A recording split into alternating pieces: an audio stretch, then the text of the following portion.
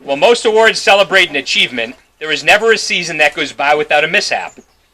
For the fourth year in a row, the Kulis Cup Committee would like to present the annual I've Got a Good Feeling About This award.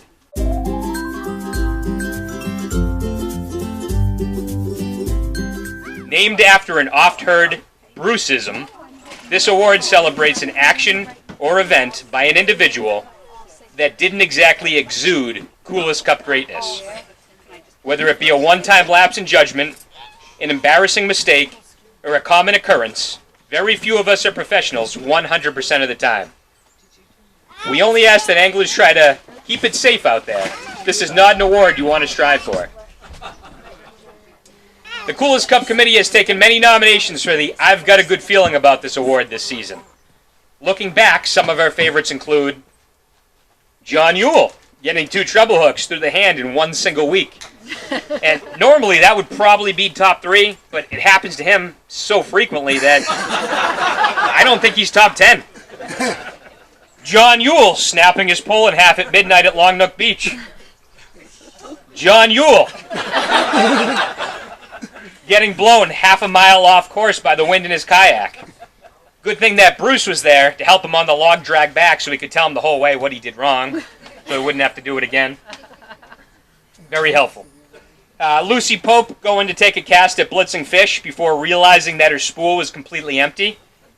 Getting home to Braid running all the way down her whole entire neighborhood. And evidently she snagged a tree on the way out of her driveway.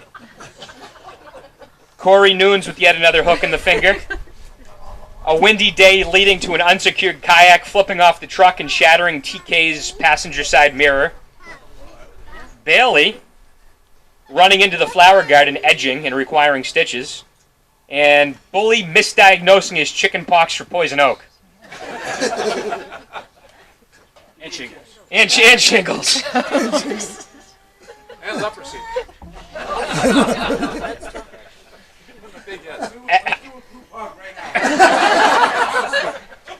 As is typically the case, many options come to mind, but 3 instances stand out above the rest in the eyes of the committee. We're going to start with third place.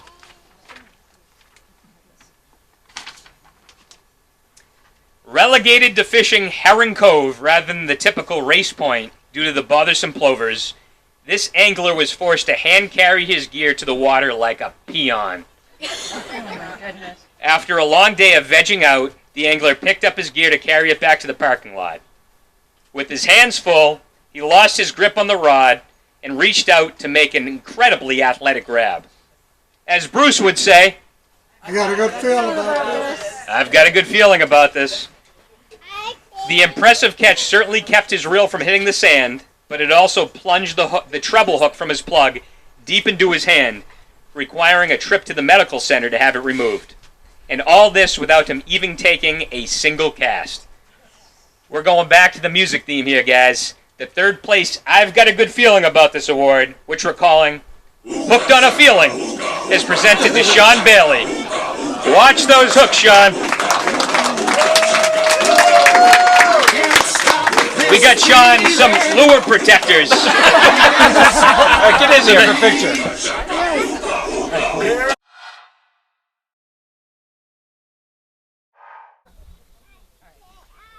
Okay, so with the fishing relatively stagnant and the kayaks rarely coming off the roofs, this angler took one for the team and stepped up to drag and drop for the entire crew.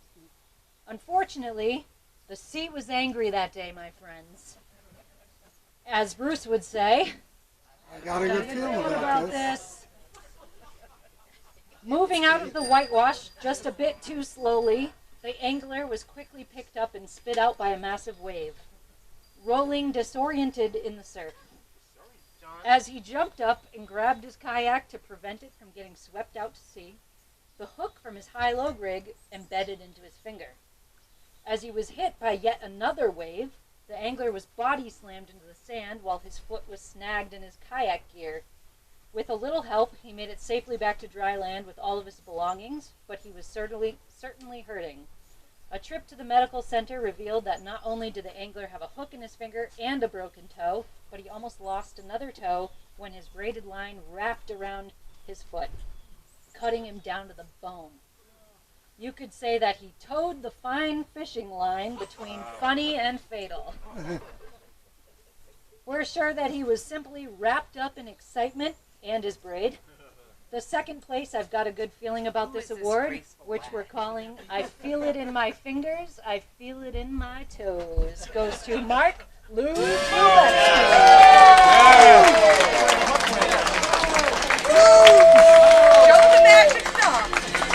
right, get a picture time. Picture Yes. time, Mark. All right. Now, I want everyone to know for the record, it was Tom's line, Hey. and I was dragging out. The moral of the story is, don't ever try to do a good deed. Yeah, Mark, thank you for trying to be a hero. All right, moving on to first place. Oh, here we go. Oh, boy. That's it. The trophy is freshly engraved.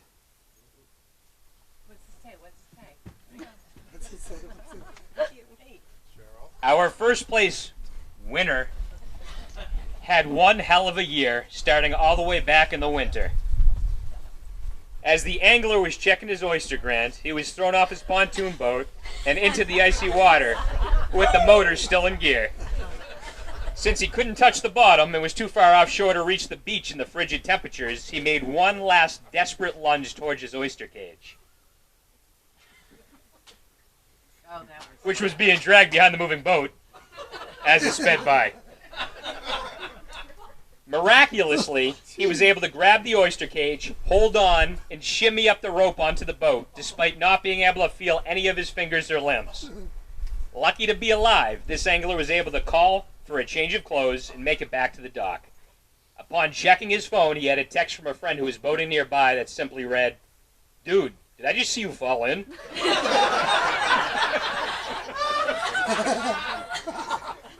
Sure sounds like it's time for some new friends. It didn't end there. While performing maneuvers on the Truro fire and rescue boat, this angler was in the front of the boat when his coworker started the engine when it was still in gear. The coworker was thrown from the boat while the angler held on as he launched up and over the Pamet dock. He was only able to roll to the back of the boat and kill the engine once it finished crashing down into the water. To add to all of his boat issues, during a trip to Long Point, his pontoon boat was anchored in shallow water. Out of nowhere, waves from a passing whale watch boat nearly flipped the craft, standing it almost vertically and tossing his van stall rod and reel. Thankfully, the rod got snagged in between the deck and the motor mount, so it was recoverable, but it was awfully close. Finally, I know there's no need for more. He's already almost died twice. Finally, this angler drove his massive truck 8 hours to Canada to visit his new boat builder, only to be turned around at the border because they were concerned that he was performing work in their country. It's not often that folks are blacklisted from Canada, but we're sure it was a long ride home. The winner of the 2019 I've Got a Good Feeling About This award, which we're calling Save a Moose, Ride an Oyster Cage, is presented to Jeff Captain Crash Souza. Better luck in 2020, Jeff. Go get him, Crash. Mark should have won. All right, vote for Mark. Got it. Should have been Mark. You almost died twice. Can you read Mark's name with me? You almost died twice. You only almost died once. He only almost died. Mark, way to go. Next, to move on to the actual fishing awards, we're getting close to the end here, guys. I'd like to call up Bella Atanasio to present the Golden Plug Award.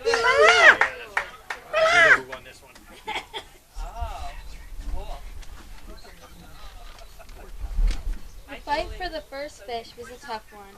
Everyone was using any spare moment they had. Thoughts were running through all our brains. I hope I get lucky. This year it could be me, and I'm just so amazing. How could I not catch a fish? It's because it's Allison's talking on the phone. Thoughts were running through all our brains. I hope I get lucky. This year it could be me, and I'm just so amazing. How could I not catch the first fish? Not all of us were lucky, though. In fact, only one of us was. That one person was Jeffrey Souza.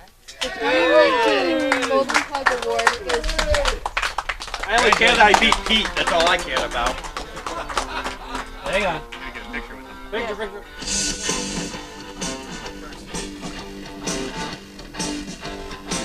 Sick to my stomach to have to see Jeff get another award. So before we go over to the leaderboard, there's one final award we want to give out. We've given it out a couple times, but we only really give it out on the years where we think it's deemed necessary to give out this award. And it's a pretty big one in my mind. Over the last several seasons, we have seen a huge influx in the number of Kulis Cup participants, and an even bigger progression in the skills and capabilities of our anglers. This season, multiple young anglers really upped their game, leaving us in awe at just how competitive the future of the Kulis Cup could be in the upcoming years. It certainly wasn't easy to choose just one winner, as several caught our eyes. But this angler put on an absolute show.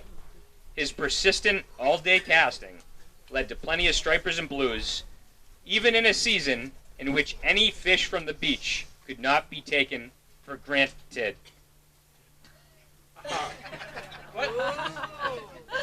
Put him in, coach. He's ready to play and win with the big boys. The Most Improved Angler of the Year award is presented to likely future Kulis Cup champion, Grant Bailey. What an incredible season, Grant.